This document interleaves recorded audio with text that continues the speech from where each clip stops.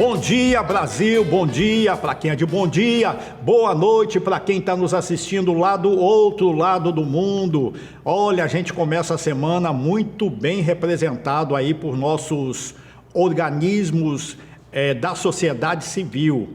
Um relatório nessa semana que se encerrou foi entregue à ONU, relatando o que é que acontece, o retrocesso nesse país. O Brasil hoje é o 5º país no mundo em matéria de violência contra as mulheres. Já estamos quase campeão. O Brasil hoje é o campeão mundial de uso de venenos, de agrotóxicos na alimentação, no campo. E o Brasil hoje, nós temos também um outro recorde. De cada 3 alimentos consumidos pelos brasileiros, 2 estão envenenados. E sem falar aí na reforma trabalhista, que acaba praticamente com todos os direitos dos trabalhadores.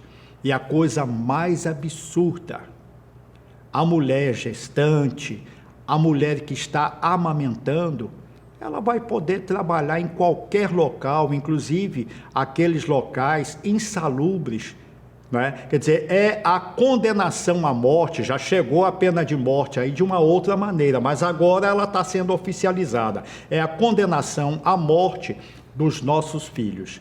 Lamentável, lamentável. Hoje nós vamos conversar com a coordenadora do Núcleo de Estudos Afro-Brasileiro da Universidade Federal de Pernambuco, a professora Deise Cabral de Moura. Ela também está lançando um livro, nós vamos conhecer esse livro aí da professora Deise. E nós estamos recebendo a visita do presidente do Sindicato dos Metalúrgicos de Pernambuco, o Henrique Gomes. O Henrique Gomes vai conversar conosco sobre a campanha salarial dos metalúrgicos que já se iniciou, né? Inclusive houve uma assembleia na última sexta-feira, e também sobre aí as demissões no polo naval em Pernambuco. A gente vai e retorna. Todos os dias, os metroviários de Pernambuco lutam contra a falta de segurança, de peças e equipamentos, falta de funcionários, além de alagamentos, sucateamento e constantes falhas nos trens. Tudo consequência da política de privatização do governo que prejudica o metrô para justificar a terceirização e entregar o transporte público nas mãos de empresários. Essa é a nossa luta por um metrô público de qualidade. Sindimetro PE, nossa luta é a sua luta.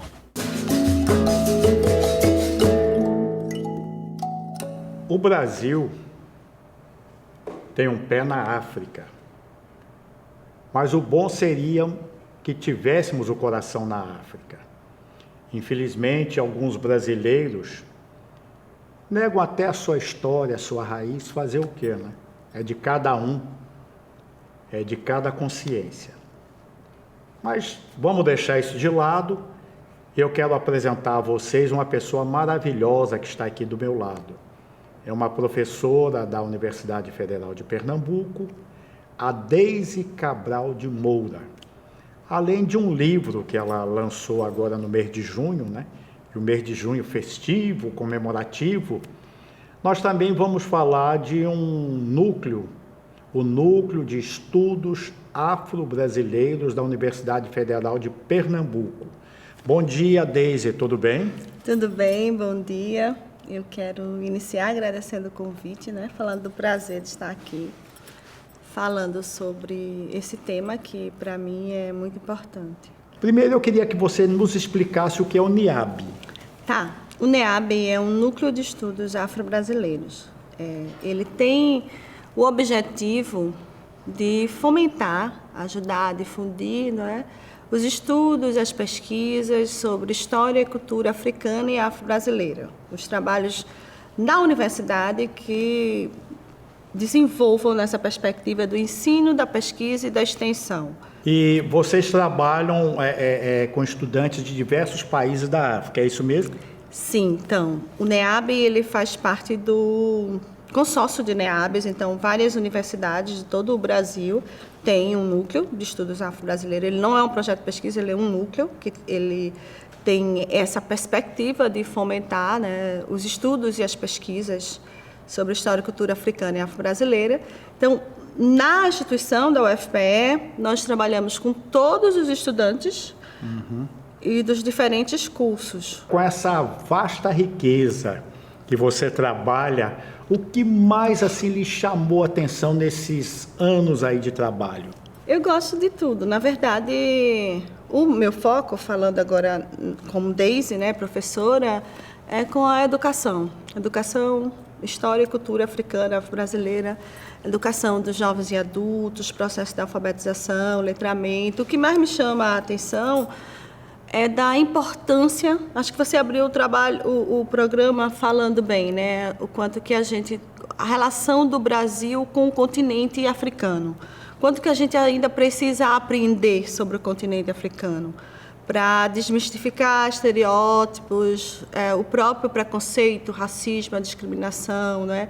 Ter uma relação realmente mais sul-sul, garantir melhor qualidade de vida, garantir que as pessoas possam viver suas identidades étnico-raciais com orgulho, com tranquilidade, sem estar sendo violentado, excluído por isso. Agora, a nível de políticas públicas, o que poderia ser feito para melhorar essa relação de nós brasileiros com a África? Várias coisas. Vamos começar no que se refere à educação. Eu acho que se a gente começa a trabalhar desde a educação infantil, né, na perspectiva de se conhecer o continente africano, já compreendendo que é um continente, porque às vezes as pessoas dizem, eu vou à África. Aí você vai para onde? A África tem 55 países. Pouquíssimas pessoas ainda sabem. Então, assim, dessa informação tão básica. Então, da gente começar a olhar para a África não como um continente da miséria, da AIDS, da fome, mas de vê-lo da sua produção cultural, da sua produção tecnológica, da sua produção científica, né? Olhá-lo nessa perspectiva e do quanto que a gente pode aprender com ele. Então, eu acho que a educação deve ser esse veículo e que deve ser trabalhado desde a educação infantil, inclusive na universidade. Pensar convênios com universidades do continente africano, pensar nesse intercâmbio com os estudantes. Aqui no Brasil, acho que a gente tem que pensar políticas públicas para a juventude negra que está sendo exterminada constantemente, políticas públicas para as mulheres, e aí eu falo das mulheres e as mulheres negras, que nos índices de violências altíssimos. Quando a gente vai olhar a falta de acesso à educação, você vai ver e faz esse traço raça, cor, você vai ver que é o jovem negro, negra que não está tendo acesso à educação.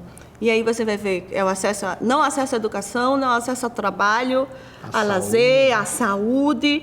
Então, isso tem que ser denunciado. A gente tem que parar de estar naturalizando esses dados, não é? E, em contrapartida, a violência cada vez mais crescendo. E a falta de políticas públicas para esse grupo. Então, acho que a gente tem que pensar e investir bastante nisso. No que se refere à universidade, eu acho que a gente tem que pensar, como um todo, em políticas de ações afirmativas, né, em programas que eles possam ser eficazes. A gente tem as cotas, né, as cotas para os estudantes negros. Sim, mas as cotas por si só não bastam. Tem que ter um programa para que garanta a entrada desses estudantes e a permanência com sucesso, o acompanhamento, o garantir que eles possam ter também a questão financeira, a bolsa, não é? O próprio acompanhamento junto aos cursos, pensar em outras microações que a própria universidade pode desenvolver para garantir isso. Mas para que isso aconteça, a gente tem que pautar esse assunto, dar visibilidade para ele, assumir que ele é necessário, né? E aí é que eu te digo que o racismo institucional é um vilão. porque camufla muito como isso se materializa no dia a dia, nas relações e principalmente nas dificuldades. Porque, às vezes, o estudante ele até ingressa na universidade, mas se não há todo o incentivo, uma política de acompanhamento, ele se evade. Então, trabalhar na educação básica para que esse jovem, essa jovem, aqui eu estou falando do olhar de uma educadora, né? Ele possa ingressar na universidade, em uma universidade pública, com qualidade, mas também que ele possa se manter. E já trabalhando, se manter nessa universidade, né? Podendo se alimentar, comprar seu livro, estudar, ter todo esse subsídio que eu acho que são as bolsas e os programas, né? Ter dignidade, para estudar realmente com dignidade. Então, toda essa perspectiva para que ele possa se inserir no mercado de trabalho com qualidade. E nessa direção... aí é que eu quero chegar. Esse livro maravilhoso, vamos dar um close aqui. A Rainha Dandara e a Beleza dos Cabelos Crespos. Esse livro que a Deise lançou, não é? Eu queria que a senhora falasse um pouquinho do livro. Ok, então esse é o meu segundo livro de literatura. Eu acho que a literatura é um instrumento importantíssimo para a gente formar leitores, conhecer outras epistemologias, outras culturas, mas também contribuir para afirmações de identidades. E aqui, especificamente, a identidade racial e a identidade de gênero. A gente está acostumado a ler e conhecer desde a infância a Branca de Neve, a Chapeuzinho Vermelho, Bela Adormecida, etc. E tal. São as princesas e as rainhas e os reis, todos brancos, louros, né? Na perspectiva bem eurocêntrica. Mas as nossas crianças negras, e até as brancas também, precisam conhecer da diversidade. Existiam e existem reis e rainhas e princesas negras, né? E aí, por que não apresentar a Rainha Dandara e apresentar dessa forma outras culturas e também enaltecendo a nossa beleza? Então, como a questão da estética e do cabelo, que só esse já dava um debate, rendia uma discussão muito boa, que eu acho importante. Fica o convite para a gente voltar e falar especificamente sobre a questão da estética e a relação de gênero também, e a estética afro, mas eu acho que é importante desde a infância a gente estar fortalecendo essa criança, né, o menino, a menina, sobre a sua beleza, a beleza da sua identidade, a questão das diferenças, e da autoaceitação, né, do cuidado. Então, esse livro conta a história de uma menina que sofre discriminação na escola por conta do cabelo e que, de uma forma bem engenhosa e criativa, a mãe, junto com a escola e a comunidade, vai desenhar uma estratégia e aí a garota termina se sentindo bem legal, bem à vontade, bem natural dentro disso que ela é. E aí ela é um convite mesmo para trançar cabelo, cuidar, usar turbante, faixa, trança, né? Contou com a ilustração da professora Rosa Tenório. E está aí um convite para a gente discutir sobre esse tema que ainda é bem emblemático para a gente, bem complexo. Querida, muitíssimo obrigado a você. Muito boa sorte nos seus caminhos. E feliz é o povo que se ama e que olha de dentro do seu coração para o próximo. Axé. Opa, muita luz. Okay. O São João de Pernambuco, além das fortes chuvas, teve algo muito importante para o povo. Se vê como há diferenças entre cachês do mesmo artista pago por diversas prefeituras. O Tribunal de Contas é o responsável por essa fiscalização de contas públicas. Eu estou com o Ângelo Blackfeld, que é diretor jurídico do Sindicato dos Servidores do Tribunal de Contas. Bom dia, Ângelo, tudo bem? Bom dia, Ivan, tudo bem. De que forma o cidadão pode contribuir para o fim desses disparates? Olha, Ivan, o tema é bem empolgante, mas é controverso. Por quê? É muito subjetivo o show. Normalmente o show, assim, em linhas gerais, ele pode ser contratado diretamente, mas geralmente tem um empresário.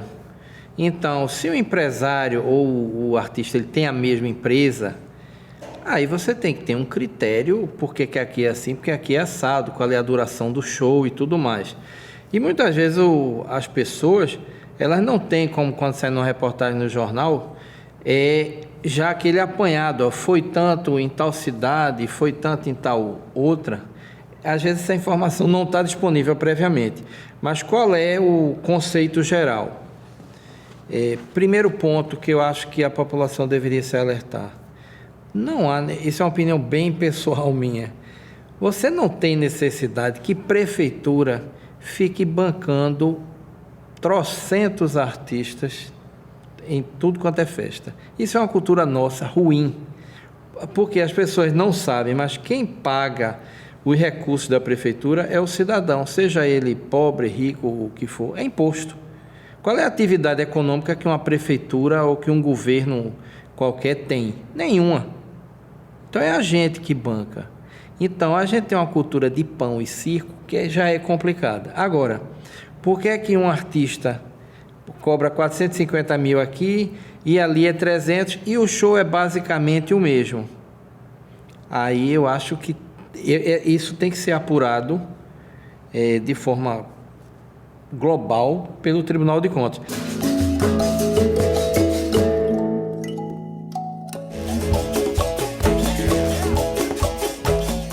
As empresas estatais, desde a crise da Petrobras, têm sido colocado como o foco da crise no país. Na verdade, é uma profunda crise no seio do capitalismo e essas empresas estatais pagam o preço por isso. É equivalente à reforma da Previdência. Todos os estudiosos que trabalham na área de Previdência, os auditores fiscais da Receita, dizem que a Previdência é superavitária. No entanto, o governo tira 40% do recurso da Previdência e coloca para outros usos da União, a chamada DRU, a desvinculação de receita da União. E depois bota os trabalhadores para pagar o pato pela crise. E os trabalhadores das estatais pagam duplamente pela crise nacional e pela crise das suas empresas estatais. O servidor do judiciário, ele é um servidor que tem uma gama de informações, ele tem uma preparação dos tribunais para o exercício de suas atividades. Então, o servidor do TRE, ele tem muitos cursos, né, biometria, cursos outros, enfim. O que a reforma trabalhista trouxe, junto com a terceirização, né, é que esse servidor ele vai ser substituído por qualquer um terceirizado. E o que é que isso decorre disso? Decorre disso a precarização do serviço prestado à população. Porque se hoje você vai a um cartório eleitoral ou durante o processo da eleição você tem um servidor bem preparado ali para aquela situação, ou se você vai para uma audiência, se você não tivesse essa terceirização, então a porta dos tribunais, né, para substituir, e o que isso decorre? O serviço público precisa aumentar, porque a população aumenta. Mas aí não tem como fazer concurso público, porque os gastos estão reduzidos. Então, de vez de ser aquele servidor que ganha 5 ou 6 salários, vem um terceirizado ganhando 1 salário. Alguém ganha com isso, alguém que tem uma empresa de terceirização, às vezes é quarteirização, né? O que resulta disso? A população recebeu um serviço de menor qualidade.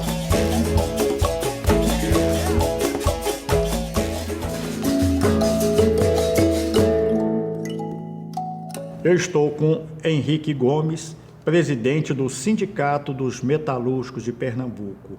Bom dia, Henrique, tudo bem? Bom dia, Ivan. Bom dia a todo o pessoal do programa aí, tá ligado? E bom dia a todos os metalúrgicos de Pernambuco. Quais são as principais reivindicações que vocês aí estão apresentando? Tivemos uma belíssima assembleia, no qual fui bastante cheia a nossa assembleia. Fazia tempo que a gente não tinha uma representação daquela forma, e o trabalhador, de fato, Ivan, ele está entendendo a importância dessa assembleia, porque é onde a gente vai fazer a luta para barrar muitas posições dessas que estão tirando o direito, de fato, dos trabalhadores. E a gente vai para cima, não tem outra questão. Vamos lutar o que tiver, a garra, o sangue que tiver. As pessoas estavam muito motivadas, os trabalhadores e trabalhadoras, e a gente vai. E um dos pontos é essa questão da gestante, que está lá na questão da cláusula, que nós não vamos estar admitindo e permitindo essa questão. Uma questão da terceirização também, para o trabalho fins, a gente também não vai estar concordando. A questão do pré-aposentado, que hoje só dá 60 dias para quando ele é admitido, no qual esse pré-aposentado, quando é admitido, vai procurar o INSS só dá 6 meses para dar uma reposição, então já se perde o direito adquirido do pré-aposentado, do cipeiro, hoje, né, que a gente tem uma empresa no qual até que eu trabalho, a Gerdau, ela admitindo cipeiro na carência. Então, assim, isso é uma afronta ao direito dos trabalhadores em geral. Então, isso é um dos pontos que a gente colocou, foi aceito por todos, e vamos para cima mesmo. A gente não vai estar fazendo meio termos. Quem conhece a nossa gestão, conhece o nosso trabalho, a gente sabe que a gente vai lutar. Então, essa campanha salarial, Ivan, vai ser uma campanha salarial diferente. Todo ano a gente diz, essa vai ser pior, essa vai ser pior. Mas essa realmente, devido esse entendimento que teve aí de retirada, de fato, do direito dos trabalhadores, nós vamos para cima mesmo. E os trabalhadores estão juntos, e nós vamos começar já o debate com os patrões para realmente ver o que vai acontecer. E a outra é a questão do ganho real. Nós não vamos abrir mão de ter ganho real, até porque, segundo o DIEESE, segundo aí a perspectiva, é de 3% de inflação. Alguns juristas apontando da inconstitucionalidade de alguns pontos da reforma e, inclusive, acreditam que possa haver intervenção do Ministério Público do Trabalho. Como é que você vê essa situação? É uma questão muito, muito precarizada, né? Tanto que a gente já está tendo um entendimento que os patrões, eles já vêm querendo amarrar essa questão da reforma trabalhista nas convenções coletivas. Para quê? Para não deixar brecha, ou seja, se já está passando na reforma trabalhista, então não precisa botar na convenção. É por isso que eles fizeram isso, mas, como você disse, algum jurista ele vai ter um entendimento de fato que aquilo ali vai precarizar demais o trabalhador, vai precarizar de fato o trabalhador. Então, por isso que eles estão querendo amarrar alguma questão. Um dos pontos a empresa pode pagar por quinzena, por mês, por hora, por atividade. Então, assim, é de fato um problema grande, um problema grave sobre essa questão. A outra questão é a questão que a gente também está botando na cláusula, que também o jurista condena, é a questão de fazer a homologação dentro da fábrica. Hoje, quem tem mais de um ano por lei tem que fazer a homologação dentro do sindicato. E daí, fazendo mesmo dentro do sindicato, a gente ainda se depara com muitas empresas não pagando suas multas devidas. Como agora, sendo demitido agora, o nosso entendimento é que paga a projeção, que paga uma multa, porque vai estar sendo demitido no período da database. Então, dessa forma que for feito, eles não vão pagar.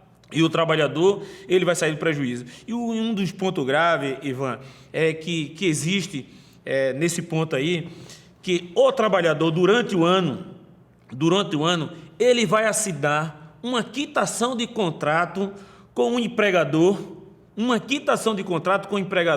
formalizando que não tem mais nada a receber todos os anos. Cada ano ele vai assinar. Isso significa o quê? Se o trabalhador tiver no desvio de função, se o trabalhador tiver no acúmulo de função, se o trabalhador não está recebendo seu FGTS, se o trabalhador ele está com qualquer questão ali de insalubridade e perigosidade, que depois, quando ele sair da empresa, ele tem 2 anos para botar os últimos 5 anos, ele quer dizer o quê?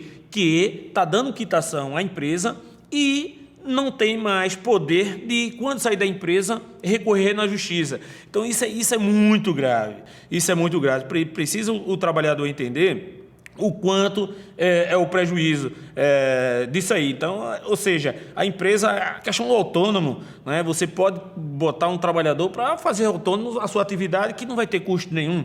Ou seja, aí a gente vai acabar com, de fato, como muita gente dizia que não acabava com férias, não acabava com déficit. Vai acabar aos poucos. De que forma? O trabalho intermitente, ele vai ser pago através do trabalho. Se você trabalhar 15 dias, só vai trabalhar 15 dias. Exemplo, umas férias coletivas. Hoje, pela lei, a empresa que dá férias coletivas, por falta de material ou por alguma reforma, ele tem que pagar aquele dia ao trabalhador, aquelas férias coletivas. Pela lei, hoje não vai trabalhar mais. Não vai pagar mais esse devido valor. Por quê? Porque é o trabalho intermitente. Daí vai condicionar o quê? Nas férias. As férias se pagam o quê? Os 12 meses trabalhados. Se você faltar muito, você vai perder, vai ganhar proporcional. 13º, da mesma forma. Então, a partir do trabalho intermitente, você não vai trabalhar mais seguidamente durante o ano, então você vai receber proporcional ao valor, tanto o 13º como as férias. Ok, Henrique, eu quero agradecer sua presença. Muito obrigado e um bom dia.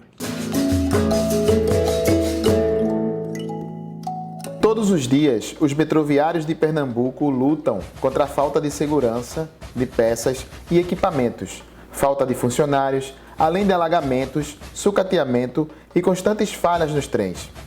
Tudo consequência da política de privatização do governo que prejudica o metrô para justificar a terceirização e entregar o transporte público nas mãos de empresários. Essa é a nossa luta por um metrô público de qualidade. Sindimetro PE, nossa luta é a sua luta. Cláudia Ribeiro é uma das coordenadoras do Sindicato dos Professores da cidade do Recife. Cláudia, como anda a luta de vocês por melhores condições de trabalho? Bom dia. A gente quer reiterar o acontecido no dia 3 de julho, né? É uma denúncia que ela não pode ser cessada nem pode ser esquecida. Essa Câmara, a Câmara de Vereadores, deu um exemplo a quem ela serve. E ela não está do lado, né, de quem presta serviço à população. No dia 3 de julho, a maioria dos vereadores, inclusive contando com o desrespeito na postura do Carlos Gueiros, votou num projeto que coloca o plano de cargos e carreiras dos professores em risco e cria uma distorção no repasse do piso salarial nacional, a mando do grande chefe, que é o Geraldo Júlio. E aqui a gente reitera, Geraldo Júlio é inimigo da educação, junto com a maioria da Câmara de Vereadores, que de fato ali se comprovou que é um balcão de negócios. Não está ali a serviço de ouvir a população e atender os apelos da população e as suas reivindicações. Nós tivemos, né, nas câmaras de legislação e justiça, de educação, e explicamos o que era esse projeto, o PL 04, que foi votado. E nenhum deles ouviu, né, a sua grande maioria, desculpem, porque teve um conjunto de 7 vereadores que votou contra o projeto em favor dos professores. Mas isso também aconteceu como essa prefeitura trata a Câmara de Vereadores e como a maioria da Câmara de Vereadores serve à Prefeitura do Recife. Às vésperas do recesso da Câmara, Geraldo Júlio, que durante todo um período de 6 meses mandou apenas 3 projetos, às vésperas do recesso mandou um pacotaço de 30 projetos, muitos deles que modificam muito a estrutura física da cidade. Não deu tempo nem sequer da população ficar sabendo.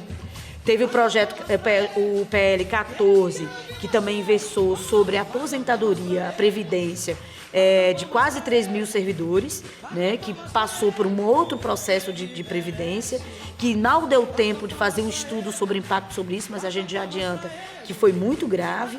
E, somado a isso, esse projeto, o PL 04, dos professores, que é um engodo, né, um conto do vigário com relação à propaganda que Geraldo Júlio faz e está pagando o piso nacional. É uma mentira isso. Mas a categoria, a nossa campanha salarial não acabou. No dia 20 de julho, a gente convoca todos os professores e professoras para a gente estar no pátio da Prefeitura do Recife, que vai ter uma mesa de negociação em que vai ser tratado o reajuste de todos os servidores públicos municipais. Ok, Cláudia. Eu lhe agradeço. Muito obrigado.